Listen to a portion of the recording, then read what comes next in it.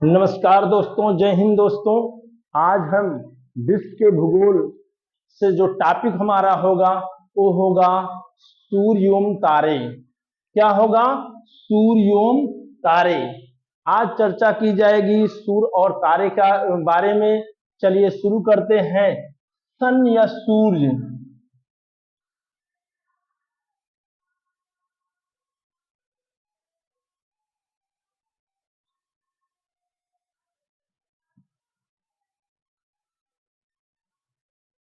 सूर्य। चलिए सूर्य। सूर्य क्या है? सूर्य एक तारा है। सूर्य का जन्म कहाँ होता है? तो सूर्य का जन्म मंदाकिनियों में होता है, यानी मंदाकिनियों में होता है। सूर्य का जन्म किस मंदाकिनी में हुई है? तो हमारी मंदाकिनी गैलेक्सी गैलेक्सी या दुग्ध मेखला में, हमारी आकाशगंगा में सूर्य का जन्म कहाँ से हुआ? गैसों के बादलों से हुआ। गैसों के बादलों से किसका जन्म हुआ? सूर्य का जन्म हुआ। चलिए, सूर्य स्थित कहाँ है? सूर्य कहाँ स्थित है? हमारी मंदाकिनी के मध्य से 30,000 प्रकाश वर्ष की दूरी पर एक कोने में क्या स्थित है? हमारा सूर्य स्थित है। सूर्य सौर परिवार का मुखिया और प्रधान भी है। तो सूर्य हमारी आकाशगंगा मिल्की वे को कितने समय में एक परिक्रमा कर लेता है? तो वो करता है 250 किलोमीटर की चाल से, 250 किलोमीटर प्रति सेकंड की चाल से हमारी आकाशगंगा मिल्की वे की परिक्रमा 25 करोड़ वर्ष में पूरी करता है। कितने में करता है? 25 25 करोड़ वर्ष। 25 करोड़ वर्ष में एक बार हमारी आकाशगंगा का परिक्रमा कर लेता है, जिसे एक ब्रह्मांड वर्ष कहते हैं। क्या कहते हैं? एक ब्रह्मांड वर्ष कहते हैं। चलिए, एक ब्रह्मांड वर्ष कहते हैं। चलिए, सूर्य का व्यास कितना है? तो सूर्य का व्यास है 13,92,000 किलोमीटर। 13,92,000 किलोमीटर है। किसका व्यास है? सूर्य का व्यास है। सूर्य का व्यास कितना है? 13,92,000 किलोमीटर। जो सूर्य का व्यास है पृथ्वी के व्यास से कितना गुना अधिक है? तो 110 गुना। 110 गुना अधिक है। किसका व्यास? सूर्य का व्यास पृथ्वी के व्यास से। और सूर्य पृथ्वी से कितना गुना भारी है? तो 13 लाख गुना भारी है। कितना? 13 लाख गुना भारी है। भारी है, 13 लाख गुना भारी है।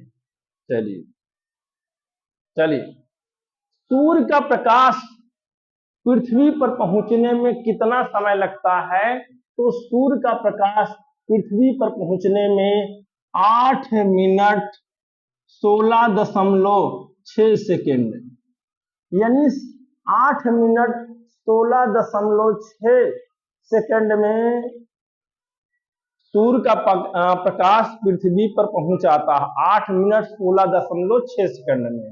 चलिए, सूर्य के प्रकाश की चाल कितनी होती है? तो सूर्य के प्रकाश की चाल होती है 3 लाख किलोमीटर। कितना है? 3 लाख किलोमीटर प्रति सेकेंड। सूर्य के किरण की चाल कितनी है? 3 लाख किलोमीटर प्रति सेकेंड। चलिए आगे देखिए, सूर्य का गैसीय आवरण क्या है? यानी सूर्य बना किसका है? ये सूर्य किसका बना है? गैसों का। तो सूर्य में गैसीय आवरण देख लेते हैं कितना है। गैसीय आवरण तो गैसीय आवरण है 71% हाइड्रोजन, 71% हाइड्रोजन, और 26.5% हीलियम हीलियम और 2.5% यानी 2.5% अन्न गैस। चलिए, तो सूर्य में 71% हाइड्रोजन, 26.5% हीलियम और 2.5% अन्य तत्व पाए जाते हैं। चलिए, सूर्य के केंद्र का तापमान कितना है? तो सूर्य के केंद्र का तापमान है 1,50,000 सेंटीग्रेड। 1,50,000 सेंटीग्रेड। 1,50,000 सेंटीग्रेड किसका है? सूर्य के केंद्र का तापमान है। और सूर्य के कोरोना यानी क्रीट या कोरोना का तापमान कितना है? तो सूर्य के क्रीट या कोरोना का तापमान है 6,000 सेंटीग्रेड। कितना है? 6,000 सेंटीग्रेड सूर्य के क्रीट या कोरोना का तापमान। चलिए, पूर्ण सूर्य ग्रहण के समय सूर्य ग्रहण के समय सूर्य को नहीं देखना चाहिए, क्योंकि जो इसका क्रीट है, कोरोना है, वहां से एक्स किरणें उत्सर्जित होती हैं जो हमारी आंखों के लिए हानिकारक होती हैं। इसलिए सूर्य ग्रहण को नहीं देखना चाहिए। सूर्य ग्रहण को शीशे या जल के माध्यम से देखना चाहिए और नंगी आंखों से सूर्य ग्रहण को नहीं देखना चाहिए। चलिए, आगे देख लेते हैं। आगे तो जो सूर्य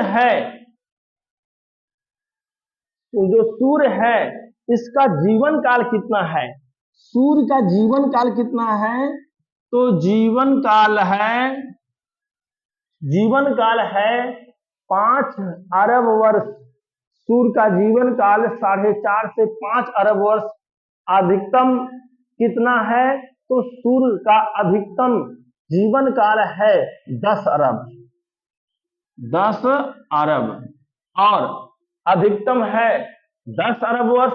और सूर्य का क्या है? उम्र क्या है? आयु क्या है? 5 अरब वर्ष। चलिए, सूर्य में कुछ काली काली रेखाएं दिखाई पड़ती हैं, जिन्हें क्या कहा जाता है? फ्राउनहोफर रेखाएं कहा जाता है। सूर्य में कुछ काली काली रेखाएं दिखाई पड़ती हैं, जिन्हें कौन रेखा कहा जाता है?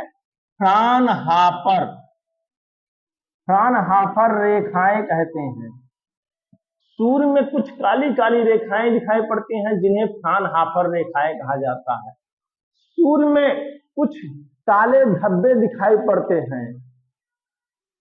सूर्य में कुछ काले धब्बे दिखाई पड़ते हैं, जिन्हें सौर धब्बा चक्र कहा जाता है। क्या कहा जाता है? सौर धब्बा चक्र कहते हैं।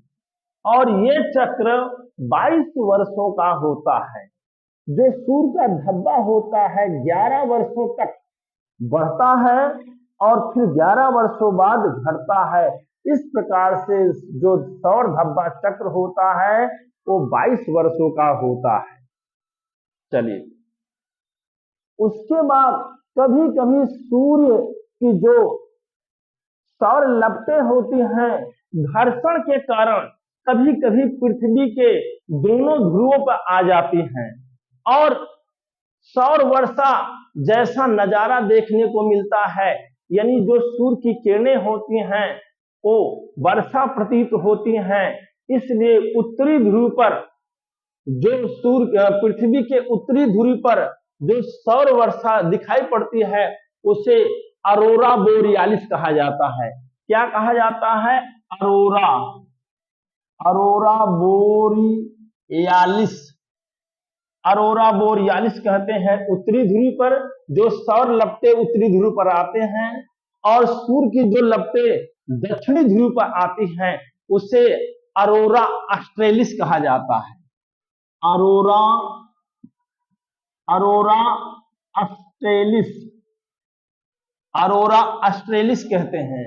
यानी उत्तरी ध्रुव पर अरोरा बोरियलिस और दक्षिणी ध्रुव पे क्या कहा जाता है, अरोरा ऑस्ट्रेलिस कहा जाता है। चलिए, जो सूर्य की मृत्यु कब हो जाती है, जब सूर्य में हाइड्रोजन की मात्रा समाप्त हो जाती है तो सूर्य की मृत्यु हुई मानी जाती है। चलिए, सूर्य किसके कारण चमकता है, तो जो सूर्य चमकता है वो हाइड्रोजन का हीलियम में परिवर्तित होता रहता है, जिसके कारण सूर्य चमकता रहता है। अब हम चर्चा कर लेते हैं किसका, तारे के बारे में। सूर्य के बारे में चर्चा कर चुके हैं, अब चर्चा कर लेते हैं तारे के बारे में, स्टार के बारे में। तारे किन्हें कहा जाता है, तारा क्या है, तो वह खगोलीय पिंड जो जिनमें स्वयं का प्रकाश होता है उसे तारा कहा जाता है। सूर्य भी एक तारा है, ठीक है। तो वह खगोलीय पिंड जिनमें अपना का स्वयं का प्रकाश होता है उसे तारा कहा जाता है। तारे का जन्म कहाँ होता है, तो मंदाकिनियों में होता है। मंदाकिनियों में गैसों के बादल से ही तारे का जन्म होता है और तारों में हमेशा उस ऊर्जा का उत्सर्जन होता रहता है। तो अब उससे संबंधित प्रश्न, महत्वपूर्ण परीक्षा उपयोगी प्रश्न क्या है, तो ब्रह्मांड का सबसे बड़ा तारा कौन है, तो ब्रह्मांड का सबसे बड़ा तारा है UI स्कूटी।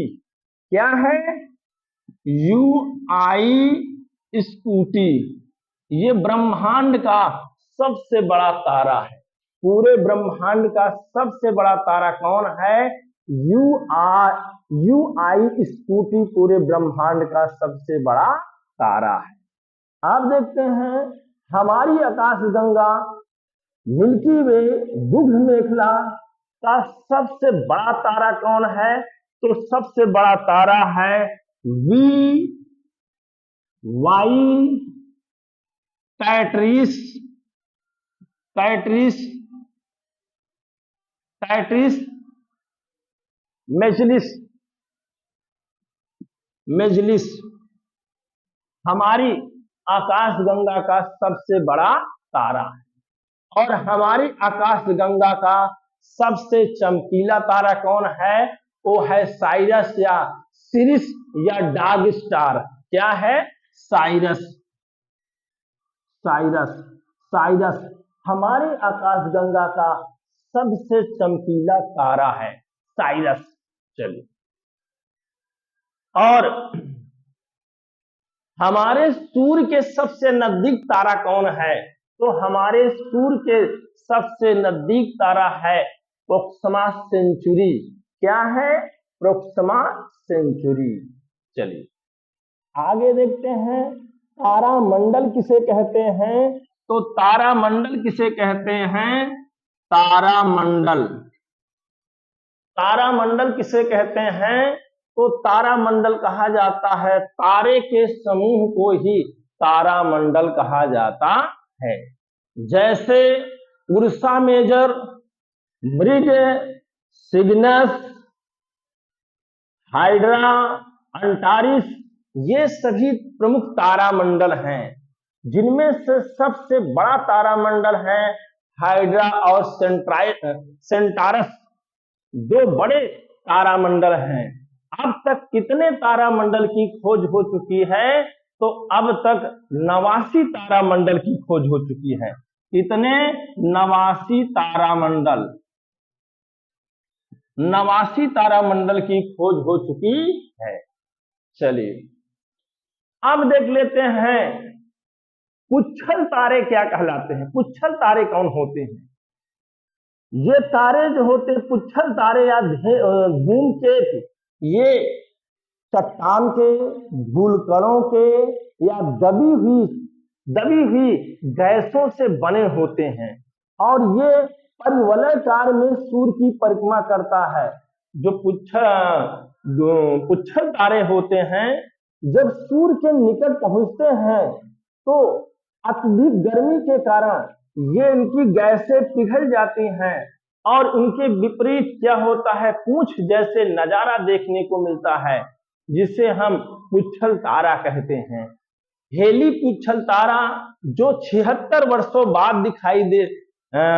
76 वर्षों बाद दिखाई देता है, और अंतिम रूप से कब दिखाई दिया था, 1986 में। 1986 में अंतिम बार हेली पुच्छल तारा दिखाई दिया गया था।